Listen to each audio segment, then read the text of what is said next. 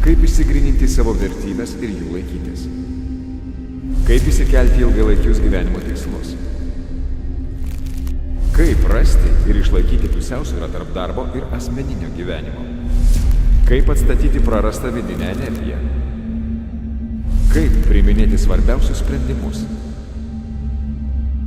Kaip pastebėti ribą ir laiku pasakyti stop. Jei mes turime daug ambicingų tikslų, kaip išskirti svarbiausius. Da Vinci.